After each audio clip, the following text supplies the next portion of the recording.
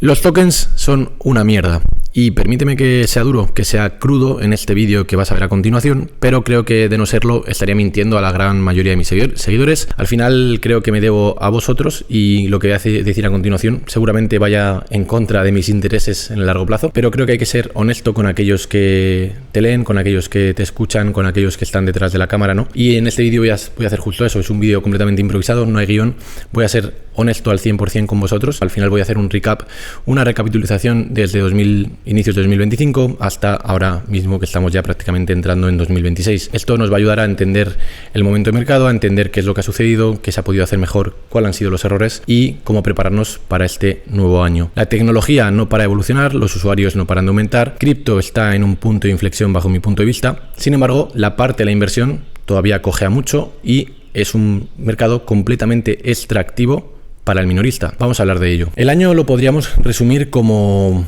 he dicho hace escasos segundos, extractivo, ¿no? Al final venimos de un momento, de una etapa donde a principio de año predominaron, tanto a finales de 2024 como inicios de 2025, predominaron las meme coins, era lo que se puso de moda, era la narrativa predominante y fue lo que acabó extrayendo un gran capital del mercado. Al final han sido, tanto PanFan como el resto de Launchpad, han sido mecanismos de extracción sistemática del retail. Y esto no lo digo yo, actualmente el caso Rico se está llevando a cabo y parece ser que hay una demanda formal contra PanFan por ser unos extractores de valor sistemáticos del público retail, ¿no? Que actuaban como un casino sin licencia. Estos pump and dump que veíamos continuamente parece ser que estaban en gran mayoría orquestados, pero la realidad es que la gran mayoría de inversores, de traders, nos centramos en esa narrativa al principio de año, a finales de 2024 y a principio de año. Y eso acabó llevando a que muchísima gente acabase quebrada y acabase sin ningún tipo de ganas de volver, ¿no? Al final, el capital, como nuestro medio de trabajo, si desaparece, es muy difícil volver a recuperarlo. Esto lo digo como alguien que tiene una cartera pública que pasó de 1.500 a 15.000 dólares y que a día de hoy se arrepiente profundamente de haber estado sumergido en ese tipo de operativa. Más que nada porque al final creo que aunque se pudiese ganar, sobre todo al principio, al final creo que no, por eso de hecho me salí en su momento,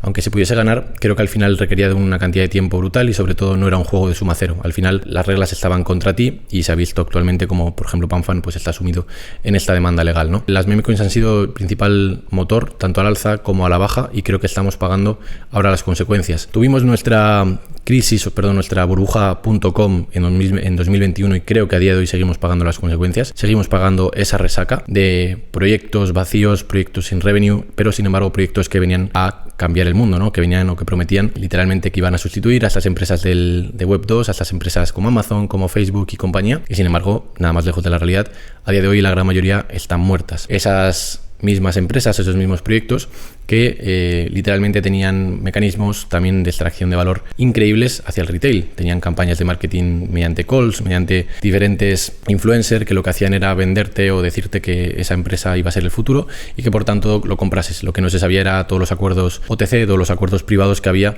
de tal manera que cuando tú comprabas ellos estaban vendiéndote en la cara, literalmente. Ha sido una transfusión de valor de las más grandes de la historia y ha sido el retail el que se ha quedado con esas bolsas, esas posiciones completamente vacías, inservibles de tokens que no merecen la pena. Pero bueno, eso es lo que podríamos decir como lo que fue el principio del año, ¿no? Creo que a día de hoy seguimos pagando esa resaca tanto de la burbuja.com como de las meme coins y que a día de hoy lógicamente no hemos tenido esa all season, no la hemos tenido también, he de decir, porque no creo que la gran mayoría de tokens a día de hoy sean invertibles, ¿vale? Y esto lo digo y a muchos de vosotros os podrá estallar la cabeza, pero es lo que creo y lo creo muy firmemente, es decir, no es algo una reflexión que se me acabe de venir a la cabeza, sino que es una reflexión en la cual llevo trabajando bastante tiempo y la cual tengo datos para respaldarla. Por lo tanto, no es tanto una opinión, o por lo menos es una opinión muy formada y muy fundamentada. Al final, la gran mayoría de proyectos lo que hacen es poner por encima el equity, es decir, la compañía, aquellos inversores que tienen parte de esa compañía real, que está jurídicamente respaldada, y lo que tenemos es que los holders de los tokens, de esa emisión de tokens, que lo que hacen es intentar recrear cierta parte del equity en algunos casos, en otros simplemente representan gobernanza, en otros casos cierta utilidad para utilizarla dentro de esos protocolos como Layer 1, Layer 2 y compañía, pero que sin embargo no llegan a capturar casi nunca el valor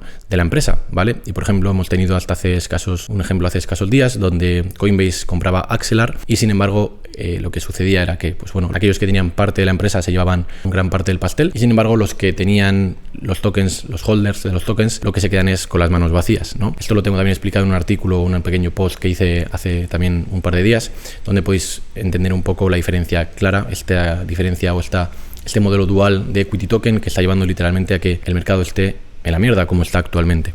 Esto creo que han sido los principales problemas del mercado y lógicamente hay que tener en cuenta que este modelo también en lo que la tokeneconomía se distribuye de tal manera que no es inflacionaria, bueno, es completamente inflacionaria, pero está delimitada, ¿no? Al final sabemos que hay 1 billón que suele ser el estándar fijo que hay en cripto para la gran mayoría de tokens, de proyectos, y lo que sucede es que al final, pues imaginamos que sale con un float, una oferta circulante del torno al 20-30%, y lo que acaba sucediendo es que mes a mes, o bueno, día a día, semana a semana o mes a mes, lo que tenemos son como se inunda el mercado de tokens y tokens y tokens y literalmente no hay una demanda real, una demanda orgánica que cubra esa oferta. Y lo que sucede es que al final los gráficos, después de ese TGE, después de esa oferta pública inicial, lo que tenemos es que caen. Literalmente ese es su culmen, su éxtasis, y a partir de ahí empiezan a caer y empiezan a ser lo que se conoce como el exit liquidity, o somos mejor dicho el retail, el exit liquidity de los venture capital, de los equipos y compañía, ¿no? Esto es justamente lo que tenemos como mercado actualmente. Estas son las diferencias, bueno, las características principales,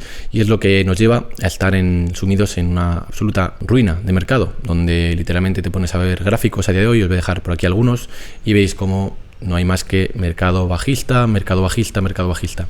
En todos momentos las tendencias son completamente bajistas, no hay ningún ápice de algún gráfico, sobre todo en temporalidad diaria o semanal, que puedan decir, bueno, aquí hay algo de esperanza. Y esto es por lo que os digo, al final, por estas estructuras que hay montadas actualmente en torno a los tokens, que lo que nos deja es a los inversores, a los tenedores de tokens, como nos deja como la última mierda, nos deja entre la espada y la pared, y sobre todo sin ningún tipo de reclamación a nivel legal que nos pueda dar algún tipo de derecho, y que por tanto lleva a que los tokens, pues bueno, no paren de caer, ¿no? Sin embargo, tenemos que ahora mismo a día de hoy, por ejemplo, PanFan, que sí que ha estado generando una cantidad enorme, pero vamos, masiva de revenue, sí que los tenedores o los participantes que tienen equity en la empresa sí que se han visto lógicamente muy, pero que muy beneficiados.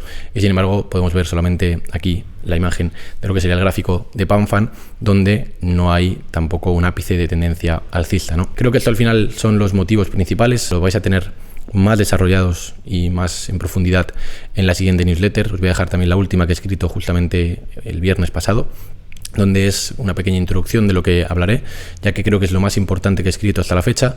Voy a desarrollar todo esto mucho más, lógicamente que está ya desarrollado, está guionizado, está explicado para que lo podáis entender perfectamente.